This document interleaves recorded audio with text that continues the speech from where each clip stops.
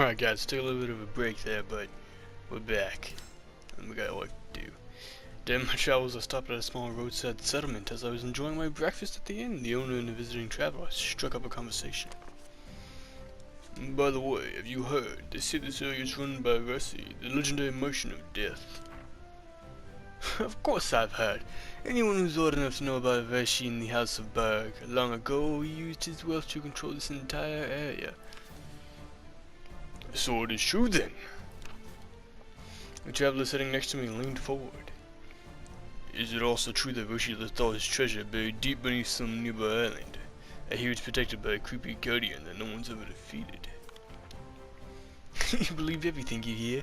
The Berg family lost their fortune during the war, and whatever was left sold to rival merchants for a fraction of its worth. The only people who believe there's some hidden vault of treasure left are gullible outsiders. Just as he finished speaking, the owner was called away by another patron. Man, he's got no sense of adventure. Ain't that right, brother?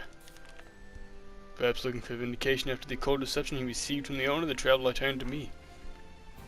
Yeah, what do you think of the treasure?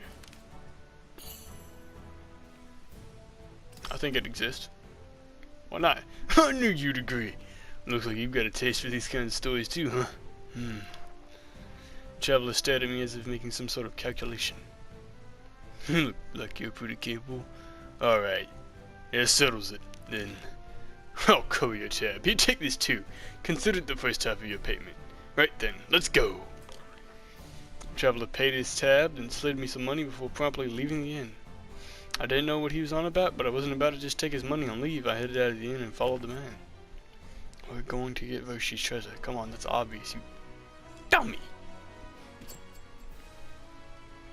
I know about Roshi's treasure. Yep, it's a good old boy Valdo. These were useless ones, right? Yeah, make sure. Is there one up there? I don't even know. It's been a hot minute. Let's take care of this business, though. Done my time in the settlement. I'm gonna travel. Oh yeah, we just did that. No, that's not what I wanted. This one. As we walked, the traveler told me he had a definitive proof of the existence of Roshi's hidden treasure, and that he was at the inn looking for a bodyguard to deal with the treasure's guardian. Oh, the story of the money pit, the underground vault where Roshi's treasure was hidden, was well known among thieves and bandits. And on top of that, my brother's actually found the treasure. His letter's proof of that. In the letter, his brother said that after he found the island where the money pit was located, he took some of the treasure and hid it in the mountains to the east. That's the last I heard of my brother. He was a greedy good for nothing, so he probably snuck back into the money pit and was done in by the guardian there. Ha! Here it is. There was a thin crevice overshadowed by a boulder that matched a drawing in the letter. Inside it was a small recess with a bundled wrap in a worn-out cloth.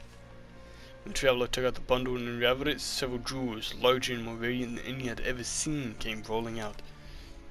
Whoa! As long as I've got these, I can live a life of death. Suddenly a smile still fresh on his face. The traveler fell flat onto the jewels from the massive spurt of blood that erupted from his neck.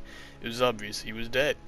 Behind him stood a strange-looking man holding unusual weapons in each hand. He's a little bit more than strange-looking. Damn, zombie wannabe, get out of here. I don't remember Voldo. I definitely remember Voldo. Ain't nobody gonna forget Voldo. This man's a creep. Like, grade all of them creep. It's bad. I don't know who designed this guy. Your opponent will survive one deadly blow with a small amount of health. Oh. Not a problem. Voldo, if you don't stop all your dang weird movements, we're gonna have some issues, okay? Yeah, my first fight after about a week off, at least.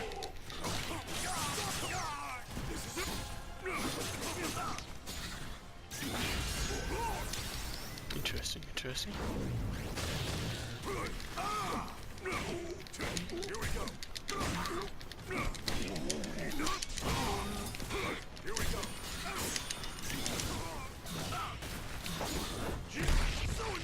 Alright, let's go.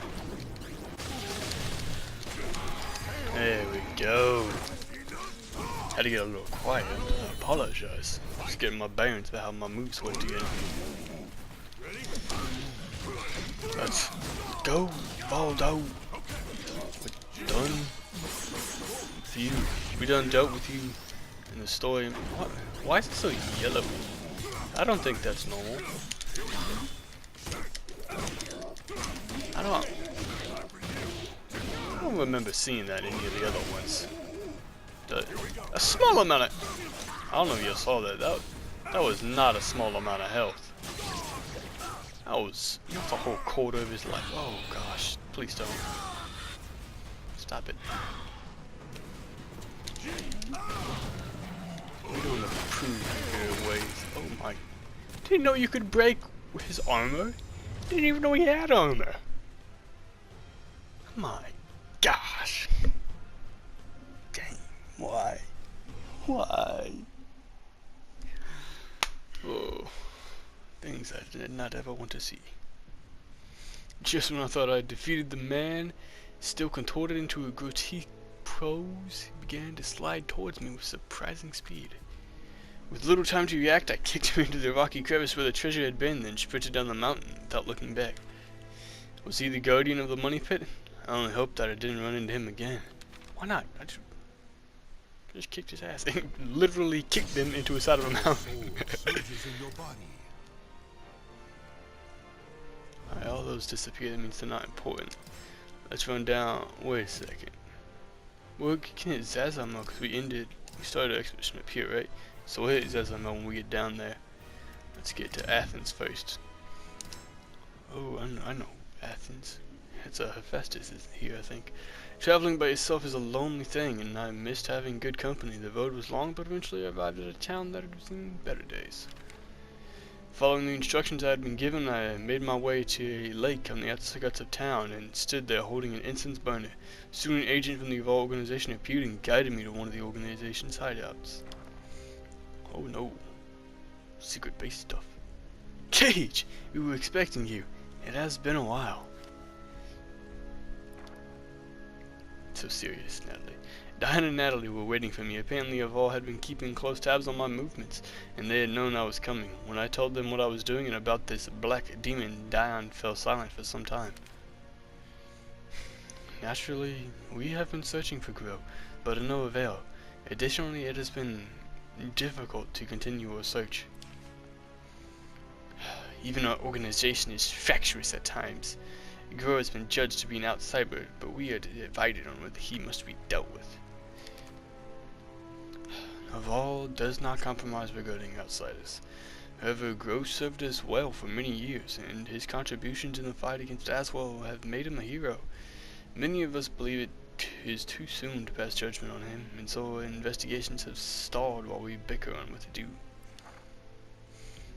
And besides, we don't even know whether he's still alive. Gosh damn, Natalie, are you gonna smile once in your life? Gosh. I asked them what they thought about the rumor I'd heard. Well, we had heard those rumors as well. However, we do not know if it is indeed an outsider, and have yet to organize an investigation. Oh, what? You're slow as hell. And we have no reason to believe this black demon is groh either. However, if you were willing to help us with a little task, then we can mobilize some of our agents to gather information on it in return. I had no problem helping them, but needed to know what that entailed. Of course, always something. It's the astral fissures. Not all have been dealt with. We are working on our way to take care of them ourselves, but you are the most efficient way of doing it that we know of. As ever, our numbers are few. We know you no longer require the power of the fissures, but if you aid us, we will aid you in return. After some thought, I agreed to help. Then it is settled? I shall tell you the location of an astral fissure. You can handle it yourself, I presume. Of course I can. I gave a small nod, and Diane told me the information I needed. Dang straight, Diane. What do you think I am? A peasant? No. Holy crap. You know, you're kind of like... No, I'm going the wrong way. Of course I am. Sent A train. Legacy of the Chosen Treasure. Oh, sounds fancy. I was walking through town and I heard a voice call out to me. Hello, you there? Yes, you. This is the thought. I've seen you before. The hacker, if I'm not mistaken. You've been there, haven't you? Of course I have. Yeah. I knew it. I remember you facing down some pirates. I may be old, but I never forget a face. You see, I was in Dhaka, collecting donations for the qualifiers from local lords and noblemen. Thing is, I lost contact with the qualifiers not too long ago, and now the people I collected coin from are calling me a fraud. So to clear everything up, I traveled way out here. Heard there was a qualifier base around here, and I thought I'd come see what's what. I asked him if he'd found any leads, and he puffed out his chest. You bet! I found the very man I handed my donations off to. When I asked him what was going on, he said the Lord Aswell has gone missing and all his bases have been abandoned. But... The old man gave me a sly grin. I hear that all the coin I collected is still lying around one of those bases. Get my drift? I'll spell it out for you. I want you to help me get it back. This place is supposed to be right dangerous, so if you'll come along and keep me safe, I'll split the findings with you 50-50. Deal? No. I don't think that's how that works. So sit down and think about this. For 5 seconds. The qualifiers work for Aswell. Aswell, bad guy. This guy, which qualifies, don't help bad guys. What? You ungrateful look. How could you refuse an honest request from your elder? You're joking with me, right? You help, right? Oh, he's just gonna say...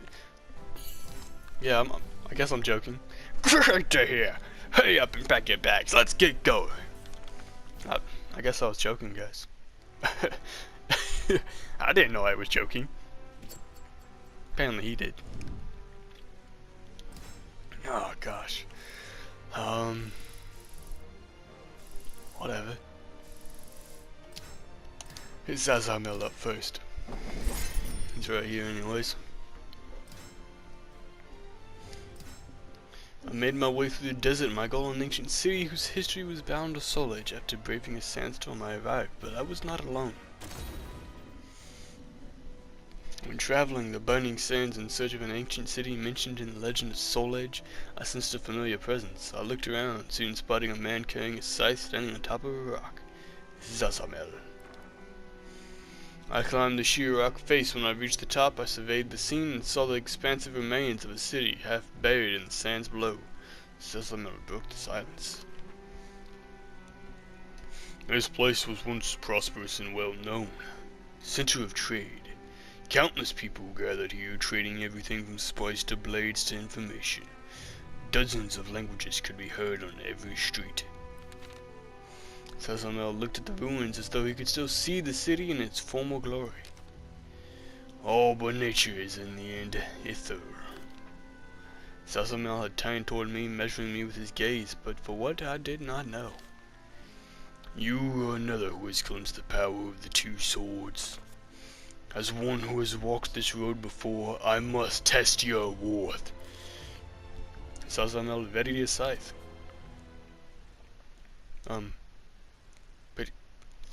Pretty sure you tested me before, buddy, and I kicked the living hell out of you. But I mean, okay. You wanna do it again? We'll run it back, mate. We'll run it back. Rematch, you know, best of 3. I'm pretty sure this would be definitely best of 3. It's not like killing, man. That's like best of like 10 billion. The opponent's health and soul gauge recover over time. Oh yes, that is always the goal. What are they not doing? Oh, I guess that yellow thing is always there. I apparently have not been paying attention. My gosh, that's unreal. You can't read your opponent, you're not gonna make it far. Oh, well, that's not what I wanted to do.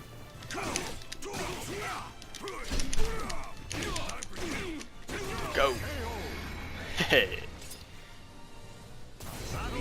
Man, Zasamel, you're a big dude, you know that? Come on, game. That was like 2 minutes ago I hit that button. There we go.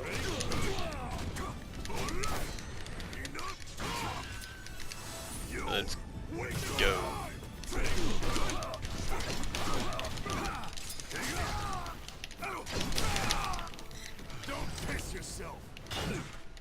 Oh, come on.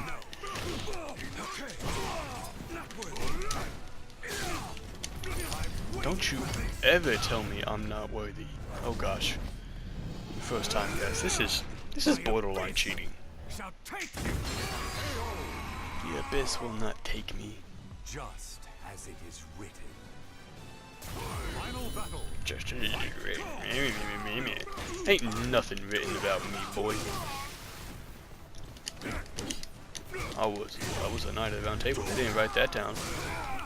I saved the world. They didn't write that down. I absorb astral fissures. I mean, they're all mind recognition. They might have wrote that down. I pulled a sword out of a stinking astral fishery place.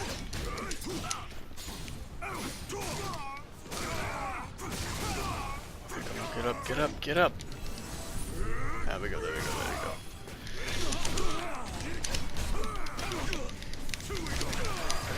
There we go. Ha. Sasamel, I knocked your head off, man. I ain't just shirt. What you gonna do about that? Everyone can see who you are now. No more hiding that golden eye. I see right through you. Literally. Yeah. Your strength is greater than I had imagined, but you chased victory like a glutton his next meal. Excuse you? That's rude. I was surprised to see that I was standing in the middle of a pattern carved into the ground that I had not been there before. Had I fallen into some sort of trap? It matters not. Those destined for death are those shackled by their fates. Sasamel seemed to imply he wasn't constrained by such shackles. He unsettled me, and not for the first time. I decided it was time to get straight to the point, so I asked Sasamel just who or what he was. Long ago, a society existed on the outskirts of civilization. They too were shackled, bound by a strict set of tenets they could not disobey. One day, a man of their number, blessed with genius and power, found himself consumed by ambition. It led him to his downfall, and at the brink of death and despair he reached for the only hope he had left, the forbidden art of resurrection. To his great fortune or his doom, he succeeded. He lived and died again and again, each time being reborn with a new face and a new form. Was Sasamel speaking about himself? If so, that would mean he was hundreds, even thousands of years old. Over the course of countless lives, the man experienced virtually everything the world had to offer. His joy for life forever diminished until all he longed for was the sweet release of a final death. Fueled by this desire, he reached out and seized the cursed sword.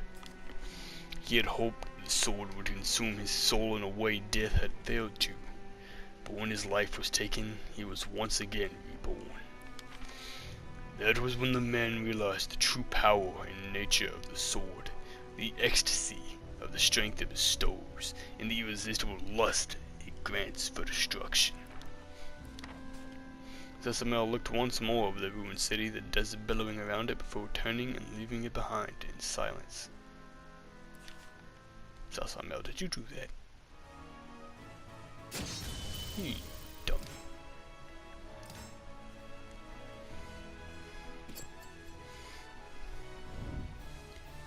Alright, let's see if this new one down here is worth anything. Nope, good.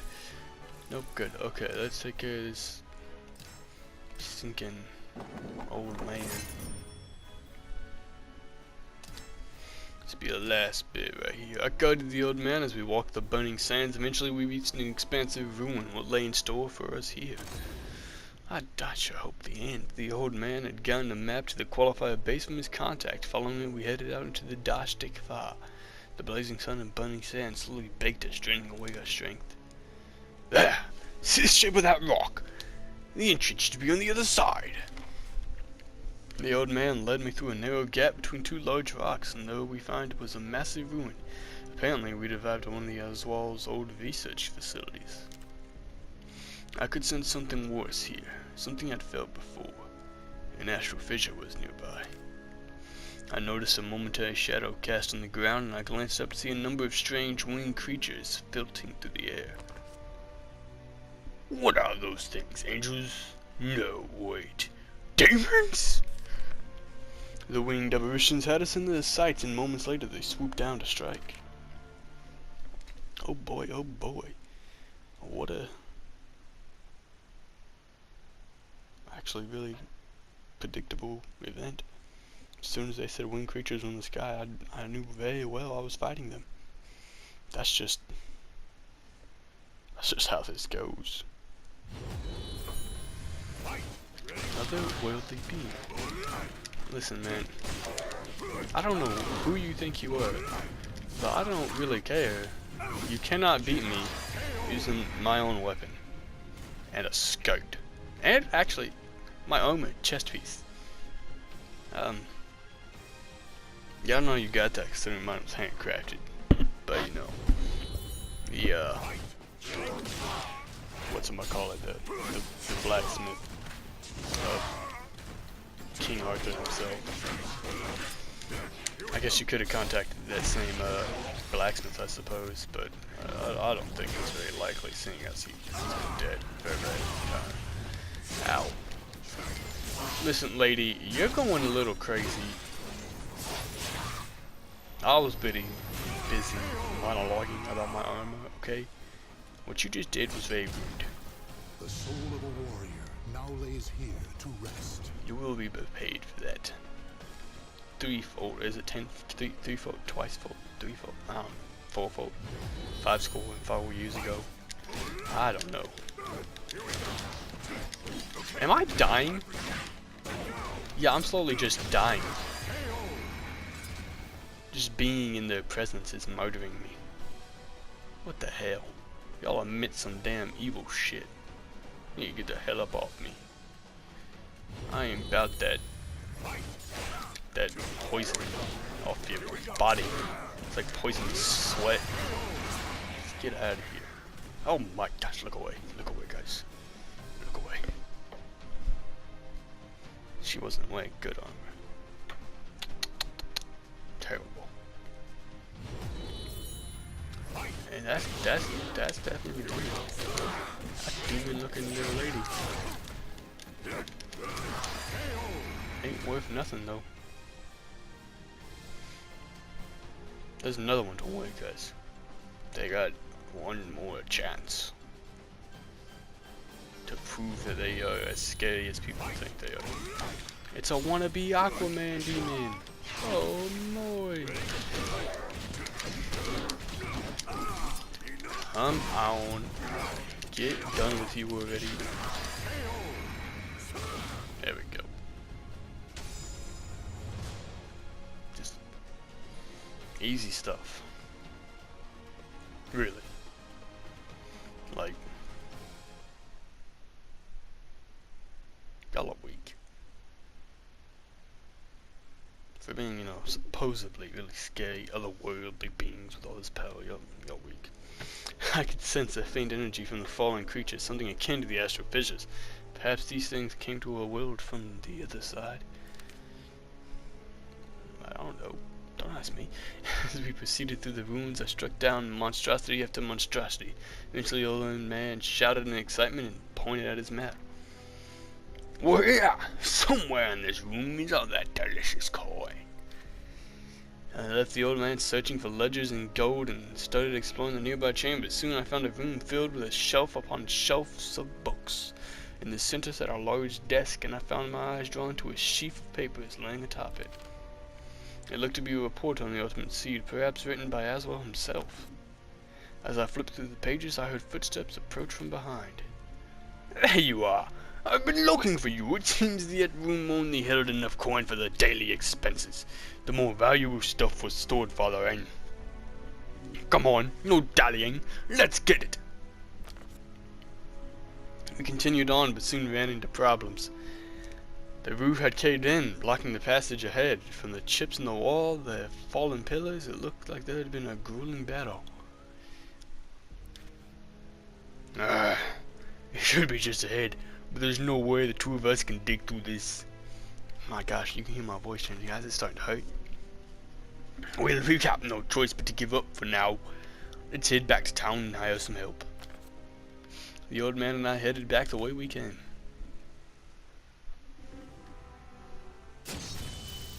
Your soul surges in your body.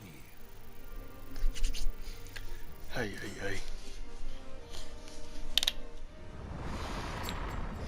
And they're gonna have me go back take care of the astrofisher, of course. We're gonna take care of probably both astrofishers next time. And I'll see y'all then.